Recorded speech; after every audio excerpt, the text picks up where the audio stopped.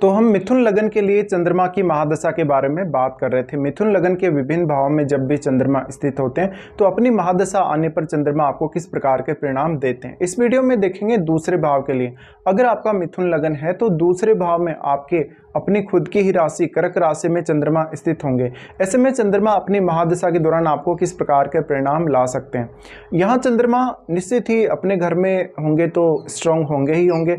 अगर चंद्रमा को सूर्य का साथ मिल जाता है, बुध का साथ मिल जाता है, बृहस्पति का अगर साथ मिल जाता है यानी युति के रूप में, तो और भी ज़्यादा अच्छे परिणाम आ सकेंगे। इसके साथ साथ अगर शुक्र का साथ भी चंद्रमा को मिलता है तो भी काफ़ी बेहतर परिणाम आ सकेंगे। इसी हिसाब से अगर देखा जाए तो चंद्रमा की ये स्थिति आपको आर्थिक रूप से बहुत ज़्यादा सक्षम बना सकती है। इस हिसाब से आप अपनी फैमिली की बहुत ज़्यादा केयर करेंगे चंद्रमा की महादशा के दौरान, और काफ़ी सारे इनकम सोर्सेज भी आप अपने लिए खोज लेंगे। चंद्रमा की दशा के दौरान कभी कभी आपके आर्थिक रूप से उतार चढ़ाव जरूर आ सकते हैं, लेकिन यहाँ सबसे ज़रूरी बात ये आपको ये देखना है कि चंद्रमा के साथ किसी भी अन्य ग्रह का युति है या अन्य ग्रह का कोई का भी अगर दृष्टि है दूसरे भाव पर, तो आपको वो जरूर विचार करना चाहिए, क्योंकि चंद्रमा पर किसी भी दूसरे ग्रह की अगर दृष्टि होगी तो उसका बहुत ही स्ट्रांगली इंपैक्ट चंद्रमा पर पड़ेगा। इसके साथ साथ चंद्रमा कितना ज्यादा बली है आपके दूसरे भाव में, ये भी आपको देखना है। अगर चंद्रमा अस्त होते हैं तो अस्त होने के केस में भी आपको चंद्रमा के काफी बेहतर परिणाम यहां मिल सकते हैं। चंद्रमा की इस स्थिति की वजह से अक्सर आपको किसी भी विषय को बहुत ज़्यादा डीपली एनालाइज करना या सीखना समझना भी आसान होगा, क्योंकि चंद्रमा की दृष्टि आपके 8वें भाव पर भी पड़ेगी। 8वें भाव पर जो दृष्टि पड़ रही है ये काफ़ी मायनों में आपके लिए बहुत ज़्यादा अच्छी साबित होगी। यहाँ पर आपको किसी भी प्रकार से रिसर्च जैसे विषय, अकल्ट जैसे विषयों में मदद मिल सकती है। इसके अलावा अपने लिए बहुत सारे इनकम सोर्सेज खोजने में भी मदद मिल सकती है। चंद्रमा की महादशा के दौरान आपका रोल तो आपकी फैमिली के लिए होगा ही होगा, आपकी माताजी का रोल भी काफ़ी ज़्यादा इंपॉर्टेंट हो जाएगा आपकी धन और संपत्ति के मामलों में। तो इस महादशा में हम ये जरूर एक्सपेक्ट कर सकते हैं कि आपको माताजी से लाभ होने के चांसेज हैं जरूर ही।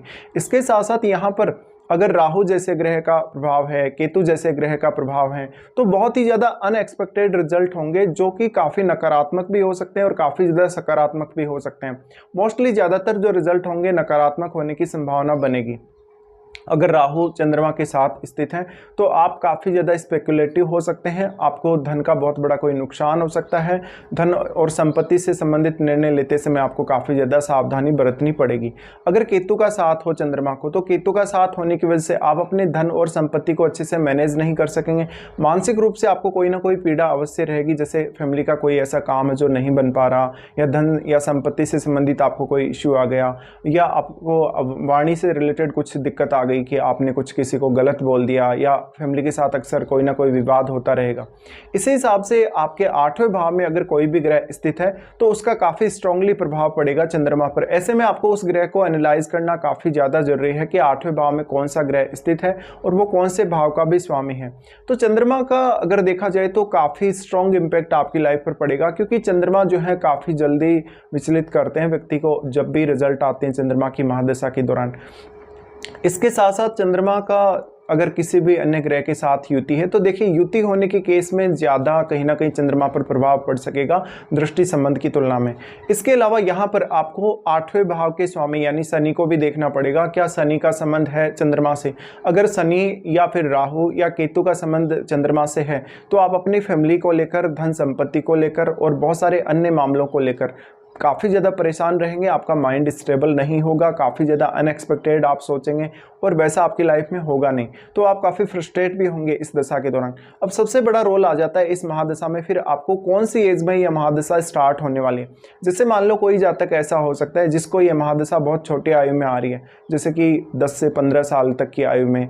तो ऐसे में चंद्रमा की महादशा में आपको परिवार ने किस प्रकार का माहौल दिया है आपकी एजुकेशन के लिए, आपकी लर्निंग्स के लिए, किस प्रकार की व्यवस्था फैमिली की द्वारा की गई है, और माता पिता ने आपको कितना ज़्यादा सपोर्ट दिया है, और दशा के दौरान भी जब दशा चलेगी तो वो सपोर्ट आपको मिलेगा। तो इसका बहुत बड़ा रोल है, क्योंकि आपकी जो मेंटलिटी है या आपकी जो शुरुआत में जो ग्रोथ है इसी से सबसे ज़्यादा प्रभावित होती है।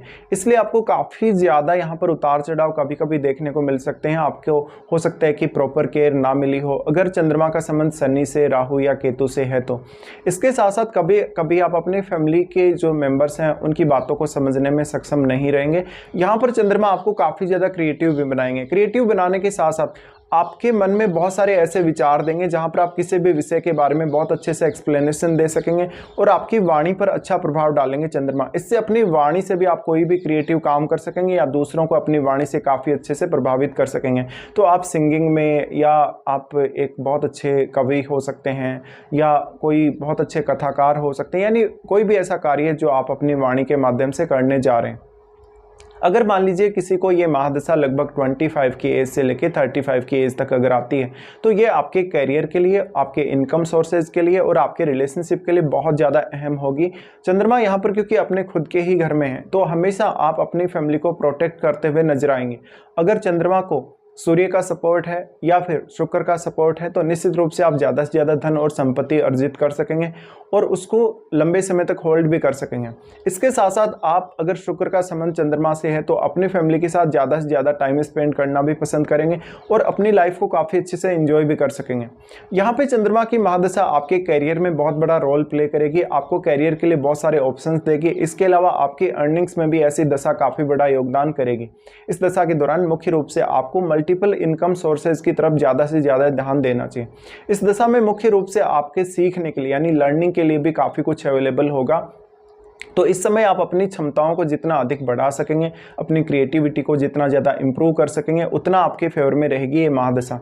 इसके साथ साथ आप कितना ज़्यादा अपनी लाइफ में स्टेबिलिटी ला सकते हैं इस दशा में, और कितना ज़्यादा खुद के मन पर कंट्रोल कर सकते हैं। इस दशा के दौरान आपको मेडिटेशन वगैरह करना, कोई भी ध्यान साधना वगैरह करना काफ़ी ज़्यादा इंपॉर्टेंट हो जाएगा।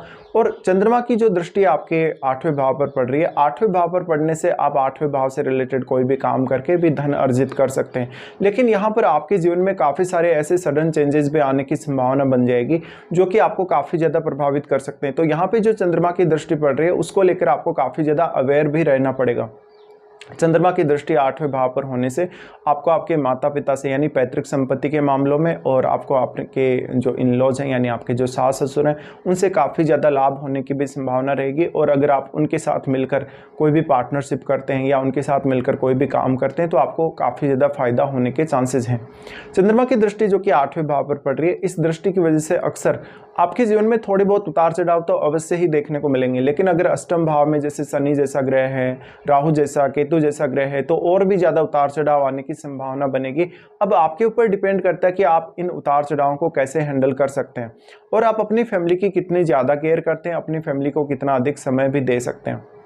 मान लीजिए किसी जातक को ये महादशा थोड़ा लेट एज में आती है, जैसे कि 40, 45 की एज या 50 की एज में, तो इस समय आपके लिए ज़्यादा से ज़्यादा मान सम्मान और धन संपत्ति दोनों ही महत्वपूर्ण होगी।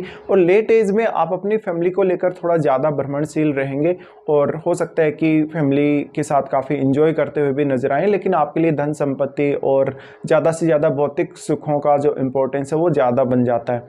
यहाँ पर आपके पास इनकम सोर्सेज बहुत ज़्यादा होने की संभावना रहेगी और लेट एज में आप थोड़े ज़्यादा मैच्योर होंगे, तो अपनी फैमिली की केयर काफ़ी अच्छे से कर सकेंगे और फैमिली की जो इम्प्रूवमेंट है या फैमिली का जो फाइनेंशियल स्टेटस है, उसमें बहुत बड़ा योगदान भी आप अपनी पसंद से दे सकेंगे या अपने अनुसार फैमिली को काफ़ी इम्प्रूव कर सकेंगे। तो ये कुछ इस प्रकार के आपके लिए रिजल्ट रहेंगे जब भी आपको चंद्रमा की महादशा आएगी और चंद्रमा आपके दूसरे भाव में अपनी ही राशि कर्क में स्थित होंगे।